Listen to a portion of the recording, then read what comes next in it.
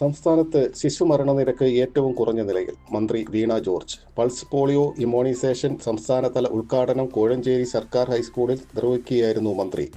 കുഞ്ഞുങ്ങളെ രോഗമുക്തരാക്കി ജീവിത നിലവാരം ഉയർത്തുകയാണ് ലക്ഷ്യം. 5 വയസ്സിന് താഴെയുള്ള കുട്ടികൾക്കാണ് തുള്ളിമരുന്ന് നൽകുന്നത്. പ്രത്യേകം സജ്ജീകരിച്ച ബൂത്തുകൾ വഴി തുള്ളിമരുന്ന് നൽകും. ട്രാൻസിറ്റ് മൊബൈലിൽ ബൂത്ത് ഉൾപ്പെടെ 22,383 ബൂത്തുകളാണ് പ്രവർത്തിക്കുക. 44,766 വോളണ്ടിയർമാർ ബൂത്ത് പ്രവർത്തനങ്ങൾക്ക് നേതൃത്വം നൽകും. ബൂത്തുകളിൽ തുള്ളിമരുന്ന് നൽകാൻ കഴിയാത്തവർക്ക് വോളണ്ടിയർമാർ വീട്ടിലെത്തി തുള്ളിമരുന്ന് നൽകും. എല്ലാ രക്ഷിതാക്കളും കുഞ്ഞുങ്ങൾക്ക് തുള്ളിമരുന്ന് നൽകി പോളിയോ നിർമ്മാർജ്ജന യജ്ഞത്തിൽ പങ്കാളികളാകണമെന്ന് മന്ത്രി പറഞ്ഞു. കേരളത്തിൽ 2000-ന് ശേഷവും ഇന്ത്യയിൽ 2011-ന് ശേഷവും പോളിയോ രോഗം റിപ്പോർട്ട് ചെയ്തിട്ടില്ല. 2014 മാർച്ചിൽ ലോകാരോഗ്യ സംഘടന ഇന്ത്യയെ പോളിയോ മുക്ത രാജ്യമായി പ്രഖ്യാപിച്ചിട്ടുണ്ട്.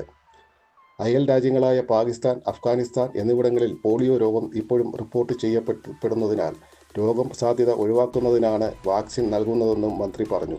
വനിതാ ശിശുവികസനം, തദ്ദേശ സ്വയംഭരണം തുടങ്ങിയ വകുപ്പുകൾ, rotary international, national service scheme, മറ്റ് സന്നദ്ധ സംഘടനകൾ എന്നിവയുടെ സഹകരണത്തോടെയാണ് പരിപാടി സംഘടിപ്പിക്കുന്നത്.